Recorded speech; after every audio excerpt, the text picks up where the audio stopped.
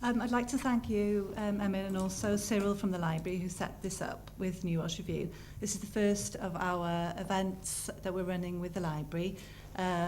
This one on Land-connectedness, which is also connected to the exhibition of Tirlun Cymru, Landscapes of Wales in the library, which runs till the 10th of May. And then we're running a second one with Daniel Williams and John Goodby on Dylan Thomas in the summer, which is also linked to an exhibition on Dylan Thomas at the library. Our focus today is Jim, if I may call you Jim. Where did that Sunday name come from? Sorry? Where did that Sunday name come from?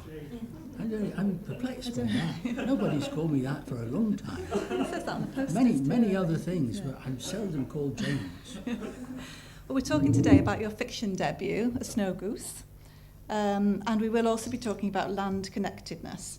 The format of the evening will be in two parts, with an interval at 8:15, and there'll be a bar and a chance to buy books and also copies of New Welsh Review with Jim's essays in them. We'll have two readings from him, the first from the title story of the book, and then there'll be a chance for you to ask questions, and the first half we'll talk about that story, that reading, and then we'll open up to wider topics in the second half. I'll just introduce you again in perhaps a little bit more detail. I think a lot of people know you here anyway. But anyway, rock and mountain climber, travel writer for New Welsh Review and lots of other places, and also the Guardian Country Diary. You've won the Boardman Tasker Prize twice. Your latest non-fiction titles include West, Journey Through the Landscapes of Loss, from 2010, Shipton and Tillman, which came out this year, and also last year, Snowdon, the story of a Welsh mountain. And you told me recently that you're off to Mumbai next month to pick up another prize. Can you tell me what that prize is called? I'm not sure if I can pronounce it. It's called the Kiku Neuroji, and it's the biggest Indian non-fiction prize. So I'm very gratified to be recognised by a reading nation, which I don't think Britain is anymore. It's very pleasing. Well, and also it gives me a trip to Mumbai. Yeah, I quite like that as well. Yeah. Well, to kick off, then, would you like to gives read? you some money as well. I like that. Great. Writers like that. They don't get much of it, so they like it. Would you like to read from the title story now? Yes, I would. But first of all, I'd like to, if I may impose on you, I would like to mention that just before I left home today, I learned that my dear buddy Nigel Jenkins died yesterday morning. And any of you who knew Nigel, this will come as huge sadness. He was one of the most generous and beautiful men that I ever met. He was a very fine lyric poet, an accomplished haiku writer, very good prose writer across many different styles.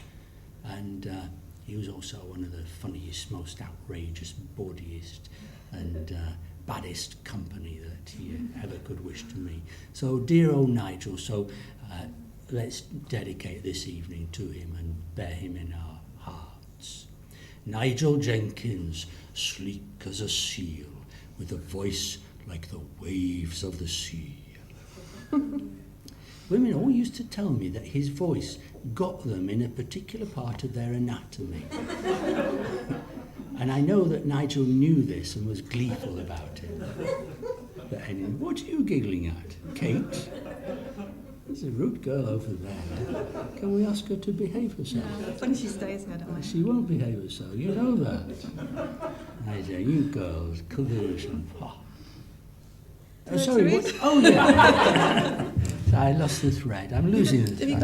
I'm losing the thread with everything. Or off by heart? Oh, I've got one in here. So thanks. That opens at all the right pages.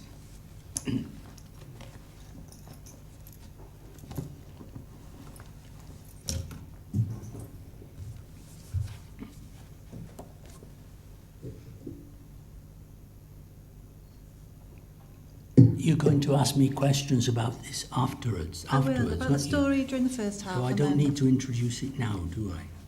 No, you could say where it was set. It's set in It's set in the high Arctic in about 1848, June 1848, and it concerns a group of seamen who've broken away from their main expedition in the hope of surviving because their ships have been shipwrecked in the ice, and they themselves are struggling for survival and dying off, and they don't know how to find their way out of the maze. And this story, there's one slight confusion in this story possibly. There are a lot of Inuit words, Inuktitut words in here, but one of them is agluka, which is the name that's given to the leader of this small group that breaks away from the main Franklin expedition of 1845 that was lost in the high Arctic.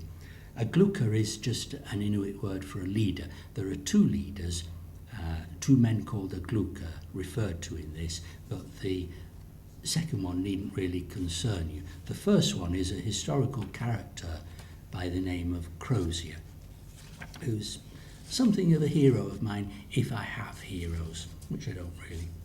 We'll get on to that later.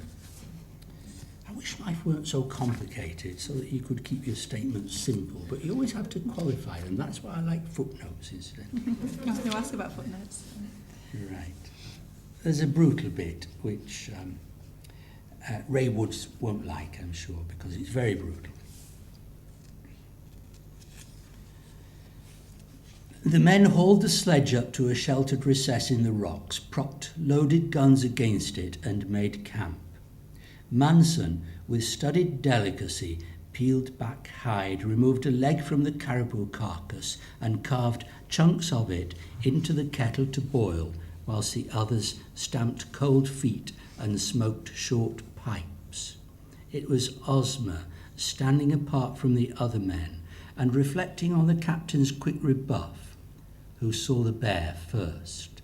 It was ambling along the ice, and it was coming in their direction. "Sir," he called and gestured towards it. Crozier assessed the situation and calmly gave out orders. "Sergeant Tozer, move 40 paces down the beach to the right. A shot from the side for its heart. Manson, on the left, 30 paces. Wait until it's broadside to you. Mr. Ozma, Mr. Blanky, behind the sledge with the fowling pieces. And you and I, Mr. Wilson, must rely on sword and pistol to give the men time to reload if it comes to that." The bear, as he was speaking, shambled on purposefully towards the scent of cooking meat, its low head moving from side to side, breast still faintly red from its morning feast.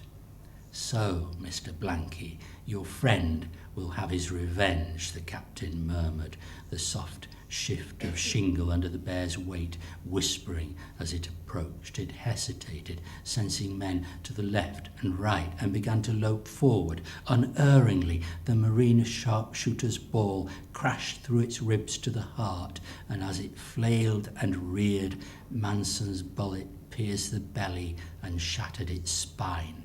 Suddenly, Blanky was faulting the sledge and running to where the animal writhed. From 10 feet, he stood and delivered both barrels of heavy shot, punching through its ribs into its heart. With a last surge of strength, it lunged for the ice master, pinning him to the ground as the captain's sword sliced through its throat and Wilson's pistol discharged through its eye into the brain. A great tremor shook the vast body, coughing gouts of blood across Blanky, and with a final faint convulsion, the creature died.